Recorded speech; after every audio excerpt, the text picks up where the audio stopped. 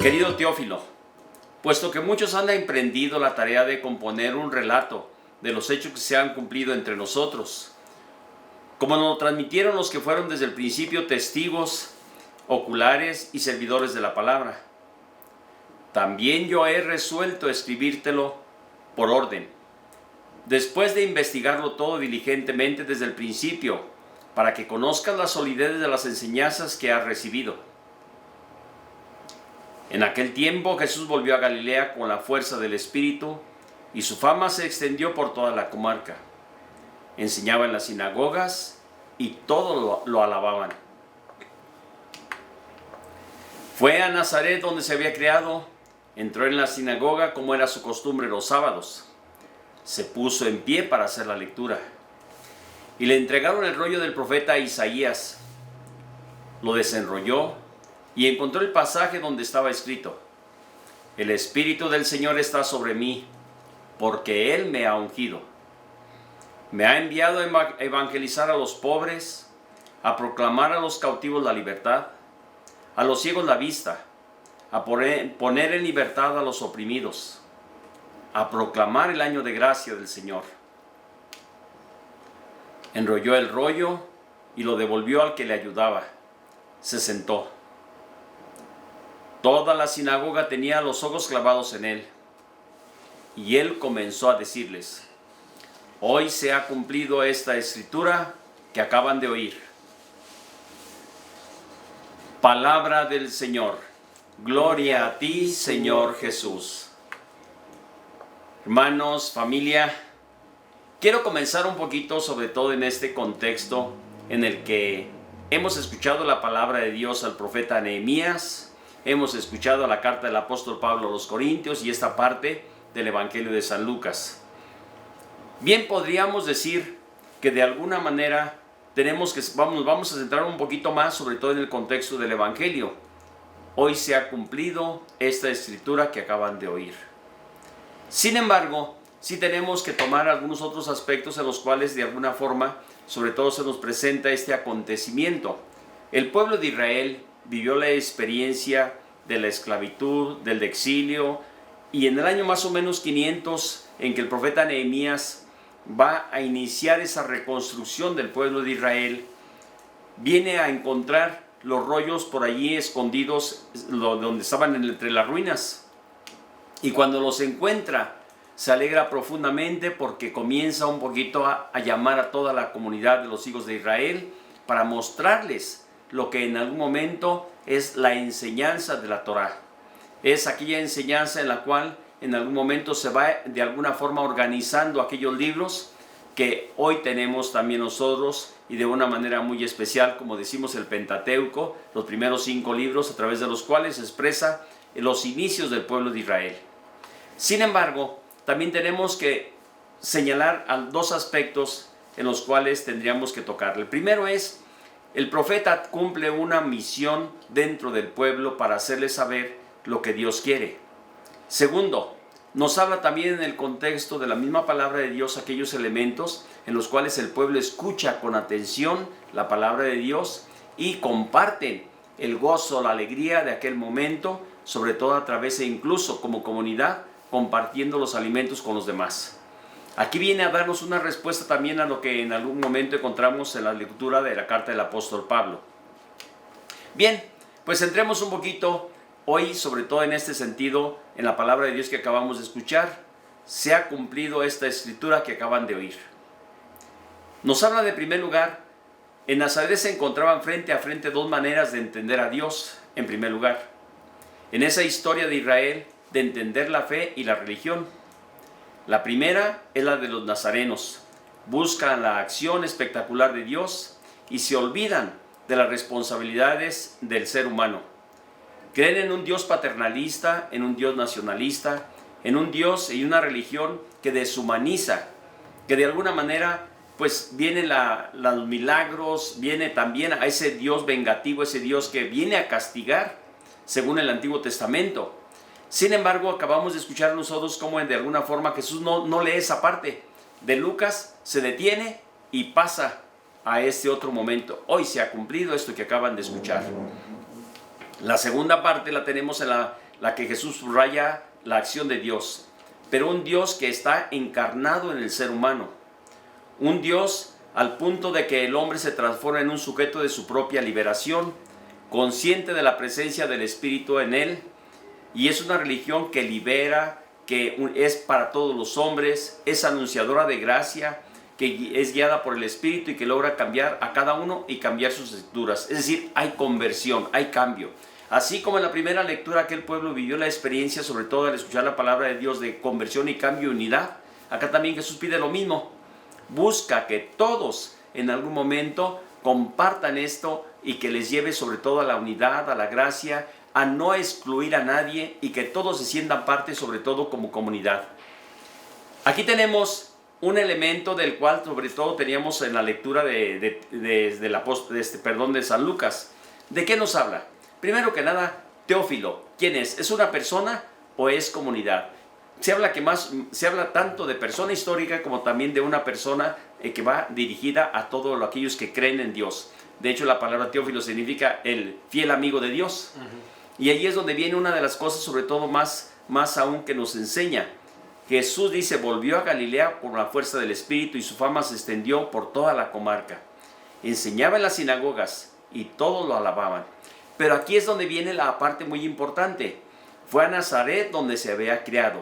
Entró en la sinagoga como era su costumbre. Aquí nos habla ya de que Jesús tenía esto como algo ordinario. Él conocía la palabra de Dios, él sabía de aquellos elementos que de alguna forma sobre todo había escuchado durante toda su vida, ya que participando en esto nos habla precisamente de esa lectura. El Espíritu del Señor está sobre mí porque Él me ha ungido. Me ha enviado a evangelizar a los pobres y tenemos toda la respuesta que escuchábamos en este elemento que de alguna forma se destaca. Y en el sermón de Jesús, en este sentido, en la sinagoga, es bueno que señalemos este punto. Es el año de gracia. Así como Isaías, así como Nehemías, así como otros profetas anunciaron, es el año de gracia del Señor. Jesús también se refiere aquí en este momento al año de gracia en el cual Él se presenta para Él esa oportunidad. Pero también nos habla de otro elemento en el cual tenemos que entrar sobre todo de una manera muy especial. Dios se nos revela en Jesús. Es un Dios Padre amoroso y en su Hijo se muestra misericordioso. En su Hijo se muestra para todos aquellos que en algún momento lo escuchan, lo ven, se sienten atraídos por Él y les lleva sobre todo cómo se revela Jesús también a aquellos que padecen y sufren. No solamente por los milagros, sino por su misericordia, por su bondad, su presencia, por el amor que manifiesta. Ama a todos los hombres sin merecerlo y a pesar de esto nos dice, aquí estoy. Aun cuando sabía cuál era la circunstancia y cómo en algún momento padecería, sin embargo, entra en esa dinámica de amor. Jesús se manifiesta generoso con todos los hombres. Su misión consiste en ser buena noticia para todos. Qué bien lo describe el libro, sobre todo de los Hechos de los Apóstoles. El paso de Jesús por medio de este mundo pasó viviendo la vida, haciendo el bien. No dijo, pasó sin hacer el mal a nadie. No dice, sino más bien pasó haciendo el bien a todos. Y debe ser el programa también de todo cristiano. Yo creo que desde ahí podríamos en algún momento mencionar en ese sentido cómo se manifiesta esa presencia de Jesús en medio de nosotros. Así es que yo creo que tenemos una gran oportunidad. Tenemos también en esta lectura misma del Evangelio de San Lucas una característica que se hace presente con ese hoy se ha cumplido. Hoy ha llegado la salvación de este pueblo. Hoy ha venido sobre todo la presencia de Dios a tu casa. Ese hoy de una manera muy especial sobre todo se manifiesta y se pone de manera muy clara sobre todo esa presencia en la cual Cristo participa, ese hoy y no mañana, ese estar presente en medio de esas circunstancias que en algún momento nos ponen de pie. ¿Para qué? Para caminar, para alegrarnos, para triunfar, para ir adelante en nuestra vida. ¿Por qué? Porque Dios ha sido misericordioso para con nosotros. Qué difícil es en algún momento, sobre todo cuando nos quedamos en el pasado, como a veces todavía algunos siguen diciendo todavía, es que la ley dice esto en el pasado. La ley no está, la ley se cumplió en Jesús.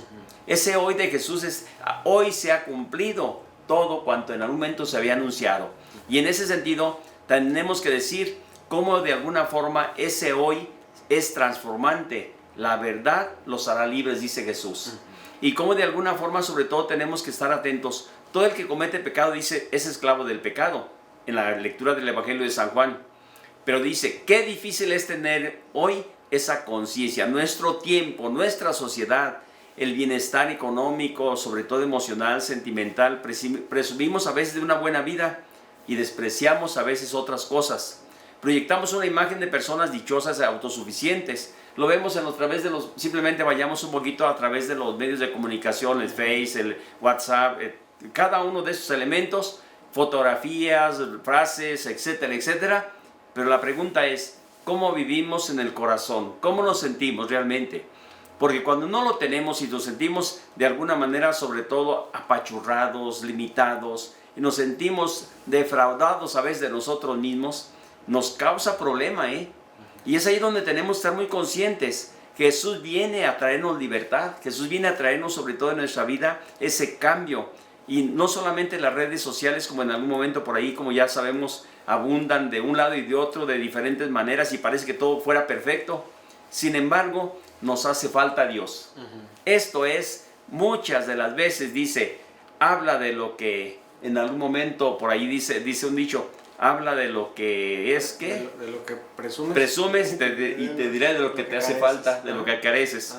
Por eso, yo creo que de alguna forma tenemos que hacer un poquito más el esfuerzo, sobre todo en nuestra vida, para hacernos conscientes de que tenemos esa necesidad de la presencia de Dios en nuestro corazón, en nuestras relaciones interpersonales, en nuestras relaciones con las personas que amamos y queremos, en nuestras relaciones con aquellas personas que están cerca de nosotros y que compartimos la vida. Yo creo que allí podremos en algún momento señalar que realmente somos unidad, no somos islas. En la carta del apóstol Pablo, sobre todo en esta carta a los Corintios, expresa eso. El cuerpo es uno, pero tiene muchos miembros. Y cada miembro tiene características diferentes que lo hacen sobre todo capaz en algún momento de hacer el bien para todos los demás. Porque si uno sufre, dice, si un miembro se encuentra enfermo, pues va a ser el sufrimiento para todo el cuerpo. De la misma manera en nuestra vida cristiana también tenemos que decir, una iglesia de los cristianos que no ven a Cristo como su liberador, tampoco se proyecta como un portador de buena noticia de Cristo. Esto es algo que ya se lo sabemos y tenemos que estar bien conscientes de que tenemos esa gran responsabilidad. Solamente nos proyectamos a nosotros mismos y nos olvidamos de que es a Cristo a quien tenemos que anunciar y llevar. Y ciertamente tenemos que hacerlo con humildad, con toda sinceridad, con tranquilidad. Ya no hay entre nosotros y no debe haber entre nosotros gente engreída que se dice que hace milagros y que cura. Ya que hay a veces, al revés, creo que hay gente y creo que no debería haber esa gente entre nosotros que de alguna forma se siente incluso otros Cristos, con minúscula, ciertamente. ¿Por qué? Porque de alguna forma sobre todo se manifiestan, es que yo hago milagros, es que fulanito hace milagros. Ay Dios, yo cuando me dicen eso les digo, discúlpeme, nada más. ¿Por qué? Porque me da risa, con toda la verdad, me da risa. No creo este tipo de situaciones cuando hay egoísmos, cuando hay mentiras, cuando hay engaños, cuando hay frivolidades, cuando hay en algún momento ese tipo de actitudes de aprovecharse de los demás por la ingenuidad y a veces por el lavado de cerebro que ocasiona este tipo de situaciones. Y hablo de manera concreta, y voy a decirlo con todo el respeto que me merecen y quienes son seguidores del Padre Guadalupe Santos, que ex sacerdote. Entonces yo les digo simplemente, qué desgracia cuando seguimos todavía pensando de esa manera en la cual es que era un santo egoísta, santo que en algún momento no guarda la humildad, santo que en algún momento el orgullo lo lleva a la flor de piel. Dice uno, ese no me lo den a comer. ¿Por qué? Porque no lo creo. Por eso también tenemos que decir que muchas veces el orgullo nos lleva a olvidarse de que son de Cristo. Oigan esto, que les lleva a olvidarse de que son de Cristo, que son de la iglesia, que es su madre, y se dejan llevar por el dinero, su prestigio, que es su Dios. Oigan esto también, por el dinero o por su prestigio, que es su Dios, en su egoísmo, en su orgullo. En el fondo, lo que los mueve. Qué lamentable es ver eso de personas que podrían ser, oigan esto familia, un tesoro en su iglesia, pero por su orgullo y su vanidad se convierten totalmente en enemigos de aquella que les ha dado la vida en su seno como madre en la iglesia. Vean, esto sí es algo serio. Yo creo que tenemos que seguir diciendo, si alguien tiene un carisma, un don, ejérzalo con humildad, ejérzalo con toda tranquilidad, siendo conscientes de que son marcados por un signo a través de la iglesia que como madre los ha venido acompañando, y ahora se convierten en enemigos de la misma. Se convierten en enemigos de la autoridad, se convierten en enemigos de quienes tienen de alguna forma que cuidar, de velar del bien de la fe. Yo les decía hace rato un poquito a la familia García del Río, yo le decía este detalle con el fallecimiento de Margarita, una de los miembros de la familia. Somos una familia grande, y aparte también una familia ya de maduros, si hablamos en ese sentido, los familiares de Pepe Chuy, para no ir tan lejos. En este sentido yo les decía, cómo en algún momento nos hace falta ser conscientes de la responsabilidad que tenemos en la relación de uno y otro de los miembros, y no dejemos a uno solo como abandonado. Y esto que acabas de decir tú, por ejemplo, los necesitados, los enfermos, los que están alejados, los que en algún momento padecen necesidad, por aquellos que de alguna forma viven una situación de alejamiento, todos y cada uno tenemos sobre todo que ser conscientes de que nos necesitamos. Y eso es lo que les decía a la familia el día de hoy con el fallecimiento de Margarita. Y por lo mismo, pues también de alguna forma la conciencia que tenemos que tener como miembros de la iglesia que acabas de decir. Ese símil que hace Pablo entre la iglesia y sus miembros, cada uno cumple con una misión, una función, siempre y cuando en relación con todo el cuerpo. Como también como cristianos nosotros tenemos que ser cada miembro con sus carismas propios, con sus virtudes e incluso con sus defectos. Podemos en algún momento sobre todo obrar, ayudar para que ese cuerpo crezca, vaya siendo mejor. Y de aquí es donde viene sobre todo la gran responsabilidad que tenemos que tener todos para comprender el mensaje de Jesús, un mensaje de unidad. Padre, que todos sean uno como tú y yo somos uno.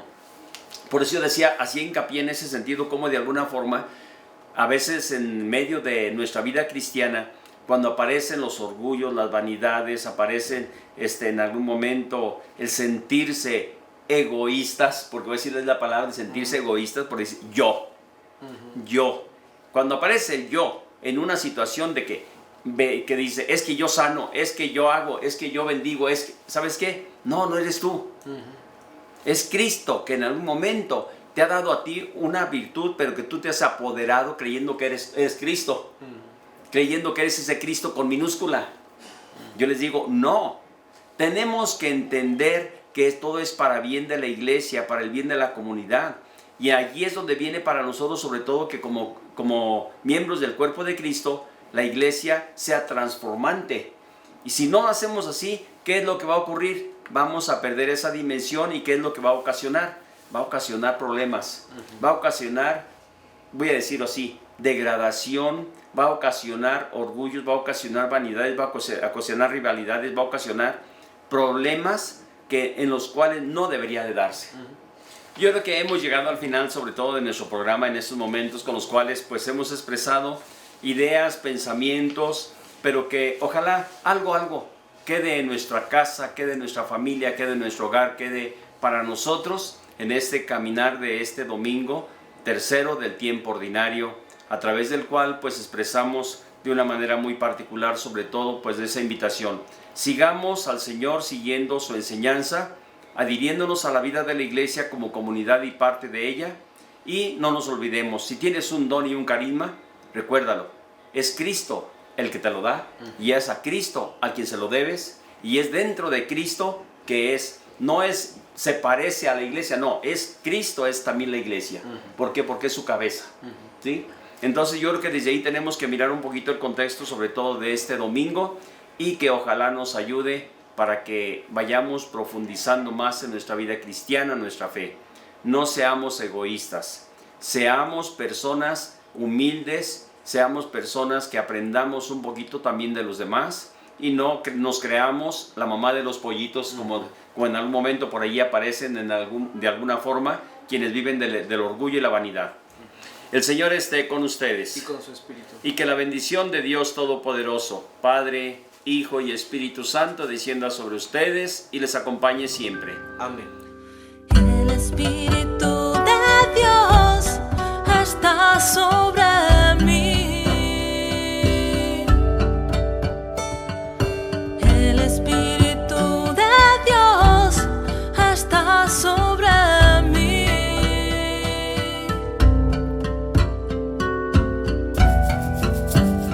Me ha ungido a proclamar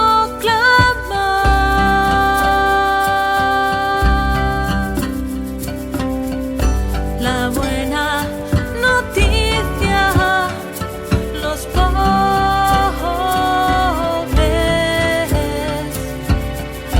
Me ha enviado a proclamar